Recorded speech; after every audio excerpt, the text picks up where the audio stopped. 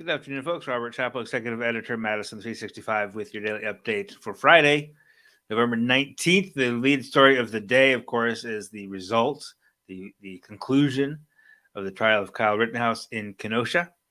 He was found not guilty on all charges. The verdict read a little bit after noon today. Unanimous jury, obviously, after 3.5 days of deliberation and lots of looks at video evidence. They were re-looking at video that had been presented during the course of the trial. He is found not guilty. And just to address some things I've seen on social media, there is no appeal process at this point, right? Once the Constitution of the United States prevents you from being tried twice for the same crime, except unless the trial doesn't finish, right? If there's a mistrial or something like that, they can retry you. But once you're acquitted, you're acquitted. That's it.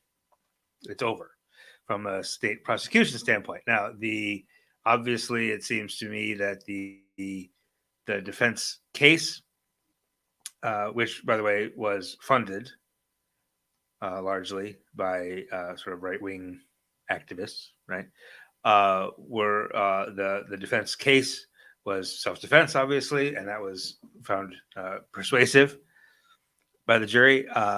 In Wisconsin,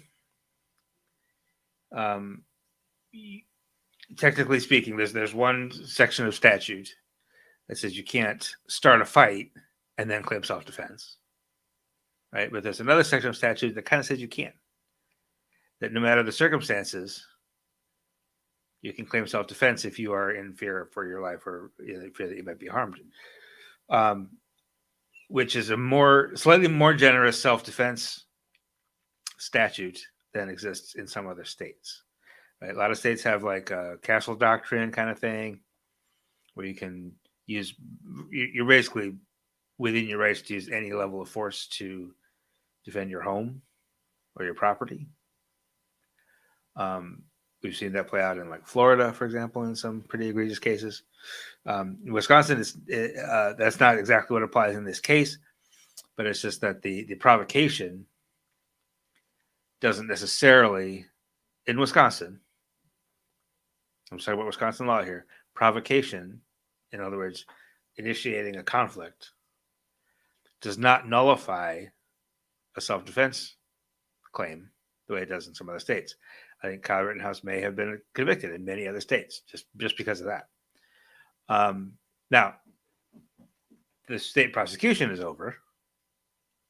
That doesn't mean the saga is over. Right? You have two families who can and very likely will sue for wrongful death. You have another victim who could definitely sue for some form of, damages. So I would suspect that those would happen. The evidentiary requirement is a little different in a civil suit, right? You don't have to necessarily have a unanimous jury convinced beyond a reasonable doubt. You have to sort of present the preponderance of the evidence, right? And the procedures are a little bit different also. There's a possibility of federal charges, but I don't anticipate that happening. I think they would have been brought already.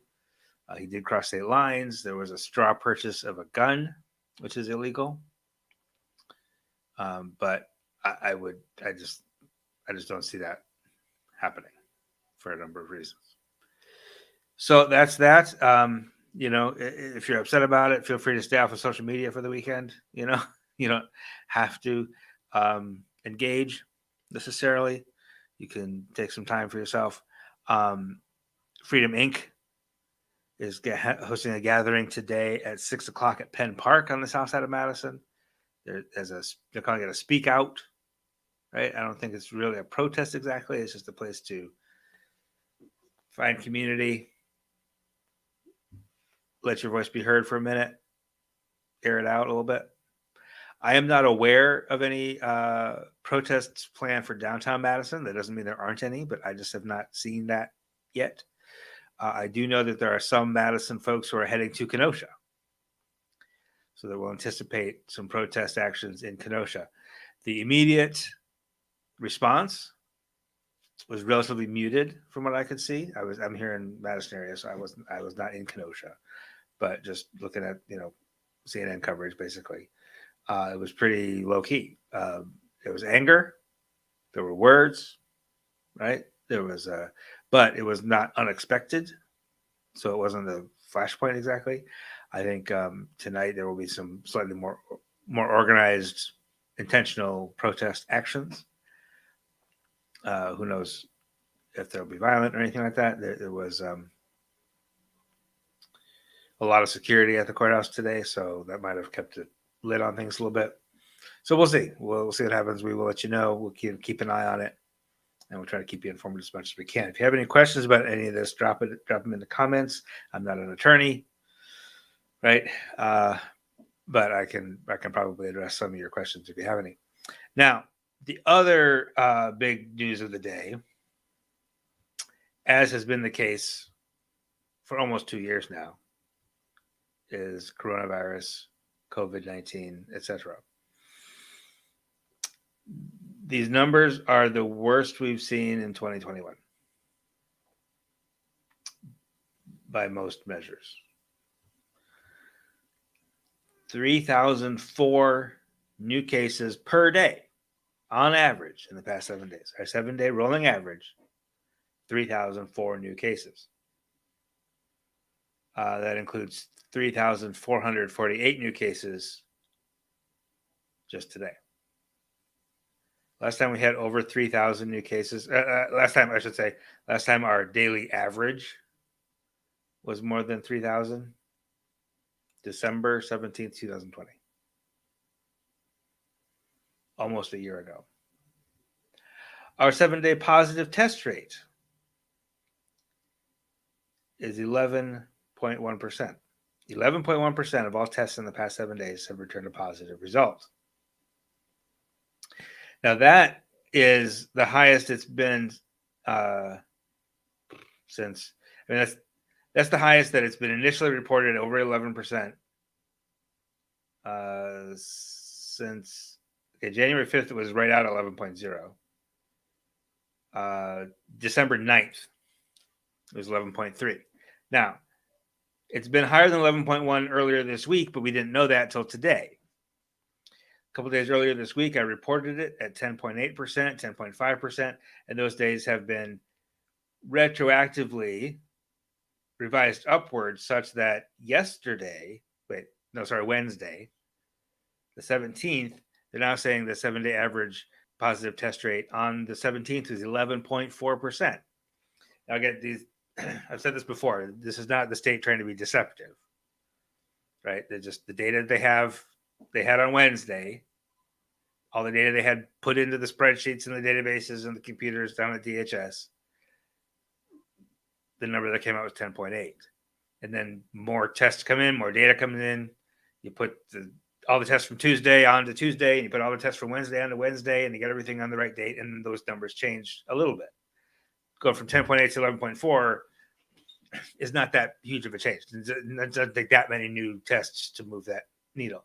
So the 11.1 today is the highest initial report that we've seen since last December, but it's not even the highest this week.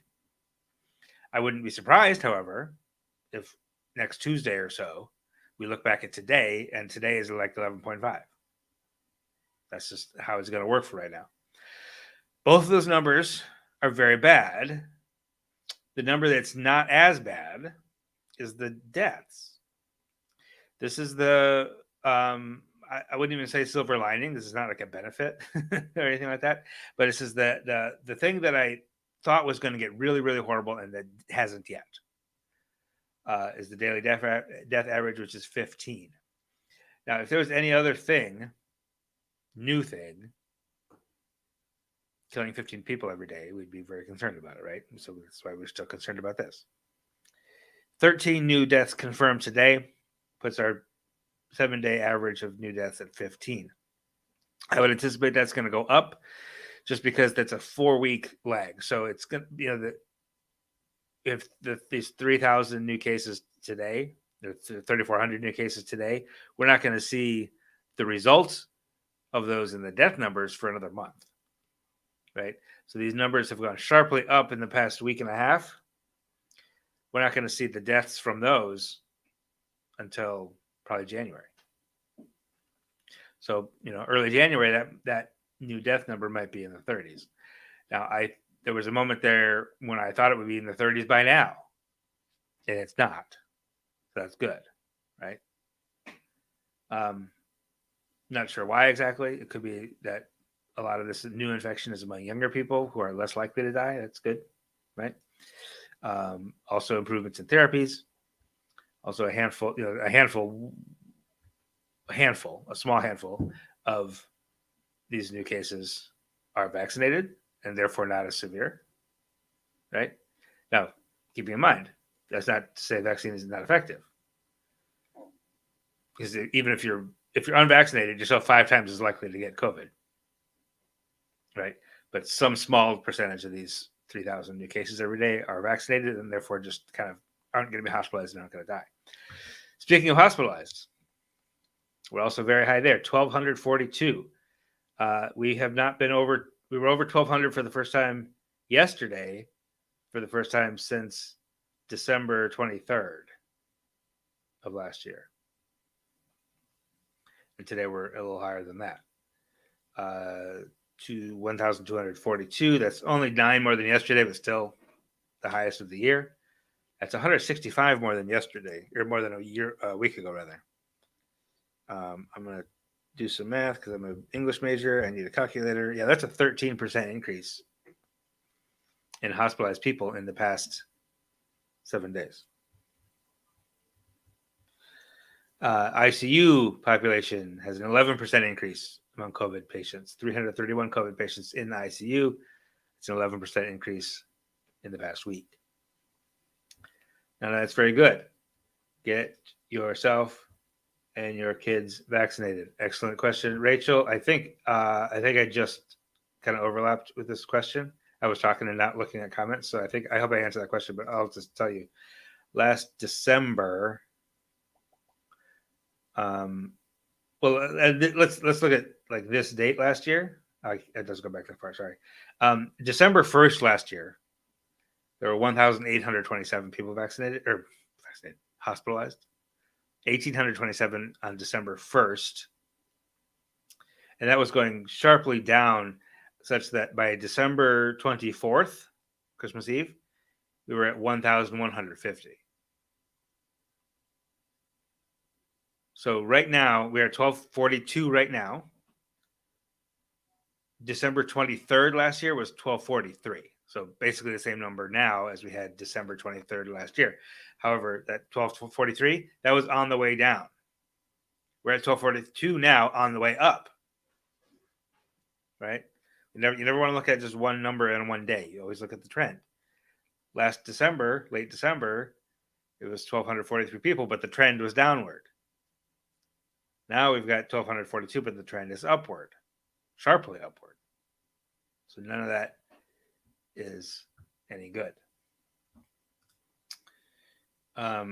Vaccinations also, as we know, are very effective. You're 5 times more likely to catch COVID if you're unvaccinated. You're 11 times more likely to land in the hospital. You're 15 times more likely to die. However, we're still only administering. Okay. I am very concerned about this data now. The state data now says we're administering 22,000 doses. I'm sorry, 23,591 doses per day in the past 7 days. If that's real, that's great. Here's the problem. 2 weeks ago, on November 5th, we got a number similar to that. It was about 20,000 doses per day. The next day, they cut off the vaccine data because there was an error, and they didn't put any more new vaccine data up for 2 weeks. So yesterday, they finally put up new vaccine data, and it was 4,000 doses a day, which is not surprising, but very disappointing. Today, we're back up to 24,000 doses per day. So I don't know if that's real or not. If that's real, that's great. I'm happy about that. That would be expected, considering that now we have this whole new population who's eligible just in the past week and a half, 10 days? No, 2 weeks. Last couple weeks, we've had availability, authorization, and availability for children ages 5 to 11. So all those folks who rushed in to get vaccinated at the beginning, last April and May, are certainly those are the same folks probably taking their kids to get vaccinated now. So that's going to create a bit of a surge in vaccinations, we hope. But given the data shenanigans in the past couple of weeks, I don't know that that's accurate. So I will say I hope that it's accurate. I hope that we are getting 24,000 doses per day, which, by the way, also includes boosters, right? These are all the doses. These are first shots for kids, second shots for adults, first shots for adults, and boosters. So this is not 24,000 new people getting vaccinated. It's not 24,000 people finishing their series, whatever. It's just that's the number of doses. However, the more doses, the better. That's just the bottom line. Don't want to complicate it too much. So 24,000 doses per day is terrific. I'm happy about that. I hope that's real.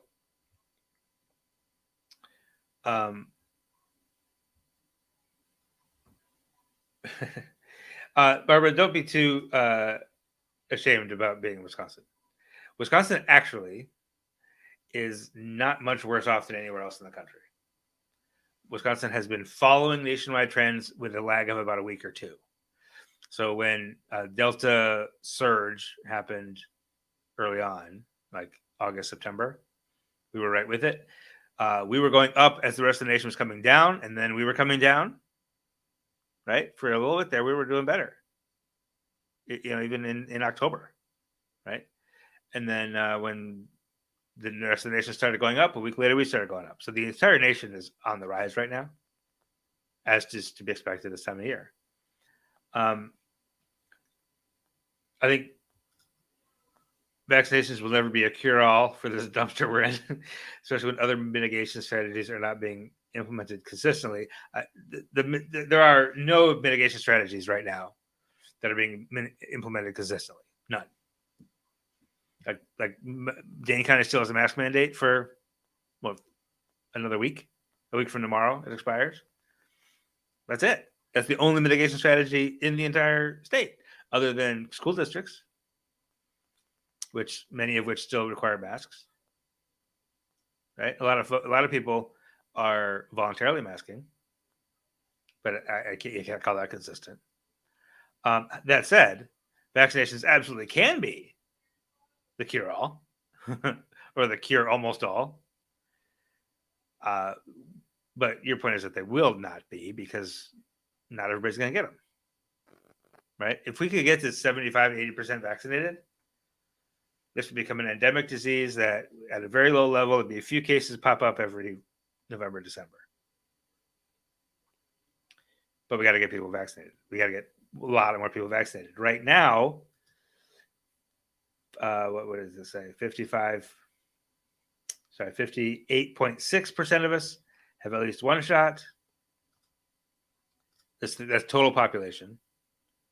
And 55.5% have completed the series. So we still got a ways to go to get everybody vaccinated. And that's it's free. It's accessible for most of us. There are barriers still, right? If you're working 2 or 3 jobs and you don't have paid time off, try getting your kid to 2 different appointments. Like, there are people for it that it is actually really difficult, which means that the rest of us, for whom it is merely inconvenient, we have an extra special duty to be inconvenienced for a minute, so that to help those folks out who just can't do it, right?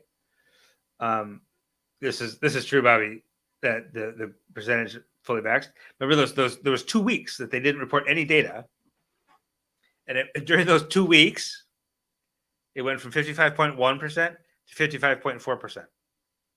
Like, it was so disappointing. Oh, there's finally new data. How much did we get done? Oh, not very much.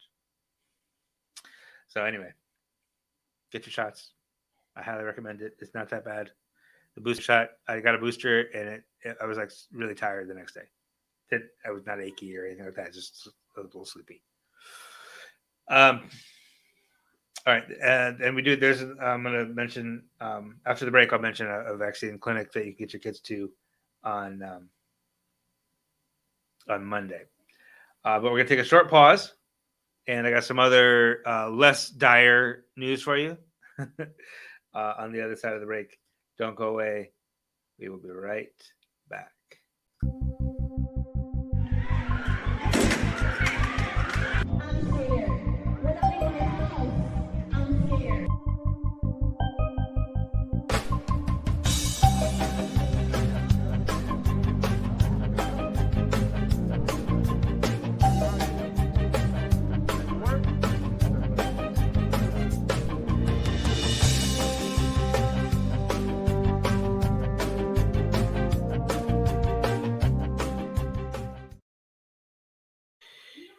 All right, a couple of stories that'll make you maybe less despair a little bit less. The great Richard Davis now has this commemorative plaque over on Richard Davis Lane. Richard Davis, if you don't know, one of the great bassists in all the world. He's one of those rare musicians who one night you'll see him with the symphony orchestra, the next you'll see him with the jazz band, and the next he's recording with Bruce Springsteen. He's not doing that so much anymore. He's long since retired, but he lives in Madison still. He was in New York. I got to interview him right before the pandemic. One of the best interviews I ever did. Right before COVID started, I went out and saw him and talked to him. But he was working in New York and finally they finally wore him down and got him to come to Madison to teach at UW in the 1970s. Not only is he one of the great musicians, but he actually started, going back into the 80s when we weren't really talking about racism so much anymore. At that point. He actually started a whole a course that you could take about racism, about institutional and structural racism, but nobody else was really talking about that. One of his former students, who now runs a really thriving jazz music program over on the East Side, managed to get a whole street in the Darbo-Worthington neighborhood on the East Side named Richard Davis Lane. And after a fundraising effort, they got the commemorative plaque there, and it's there, and you can see it for the great Richard Davis. Also, on the website Madison365.org today, we got a preview of a vaccine clinic happening at the Madison Children's Museum on Monday, 1 to 7. It's free. Anybody can get a shot, but obviously it's the Children's Museum. It's meant for kids, but if you are a grown-up and want to get your shot, you can. They want you to register. The state wants you to register. You don't have to, but it's just easier kind of if you do. So if you go to Madison365.org, look for that picture, click it. All the instructions and stuff are there. And here's the coolest part. I don't know if you've been to the Children's Museum. It's a cool place to go. It's fun. But if you go there on Monday, it's actually closed for everybody except those getting vaccinated. And if you do get vaccinated, you have to go to the museum for free. Right? Normally it's like $8 a person or a little bit less than that.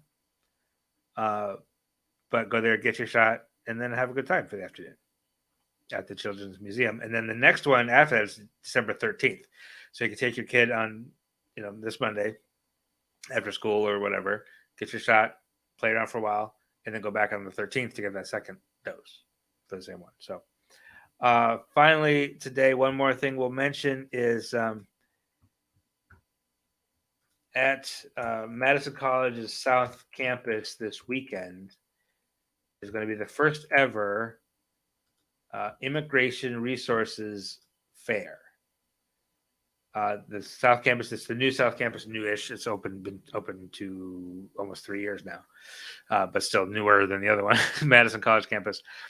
This is in conjunction with the Mexican Mobile Consulate, Madison College, Centro Hispano, and several other nonprofit organizations. This is going to be Saturday and Sunday, both 10 a.m. to 2 p.m. And it's just resources for immigrants. It's you'll have an opportunity to consult with Madison College's legal clinic, volunteer lawyer, as well as learn about creating an emergency contact plan, meeting with other area community organizations. There are a lot of organizations in this community who serve immigrants, who support immigrants, who help immigrants navigate systems. You can also get your documents notarized, which can be a very important thing, depending on what you're up to. So again, that's Saturday and Sunday, 10 a.m. to 2 p.m. at the Madison College South Campus on South Park Street here in Madison. All right, that's the news I have for you today. Thank you for listening in. Again, if you appreciate this news, if you want it to stay free, which is the whole point, right? It's free. Whenever, you know how you see a cool looking story on Twitter or on Facebook or whatever, you click it and then it's a paywall. I hate that, and I never want to do that to you. That was something we decided before we launched in the summer of 2015. We were laying out our plans, and I said I never want to charge for the news.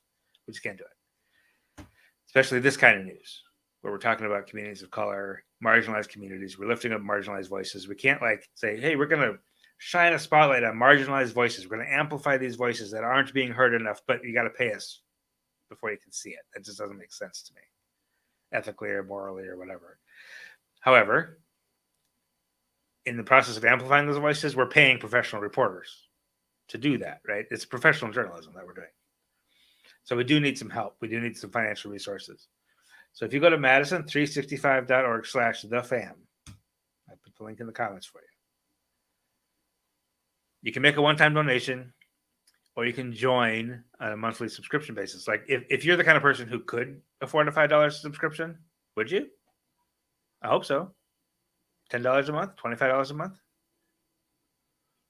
If you are in that position where you could afford that, but if you give us $10 a month, that helps us keep it free for somebody who can't afford the $10 a month. And here's the best part. Right now, November, December is news match time, which means the Institute for Nonprofit News. There's a dozen different foundations who will chip in an extra $1 for every $1 you give us. And you join at a monthly level, they'll match your entire year's commitment. Okay, so you give us you sign up $10 a month, they'll just write us a check for $120, which is, you're basically, you say it's $10 a month, you're going to give us $120 over the course of the year. They're going to match it. It's that easy. Your impact on our journalism is doubled. Okay, so do that if you can. We really appreciate your support. Tell your friends to do that, and that'll help us continue to produce professional journalism and keep it free for everybody. Cool. All right, that is all I have for you tonight. Have a wonderful weekend. We'll be back Monday. We'll have the It's Only 10 Minutes podcast in the morning on Monday, and we'll have hopefully better news for you on the COVID front, at least on Monday. Until then, have a great weekend. We'll see you soon. This is 365 Media.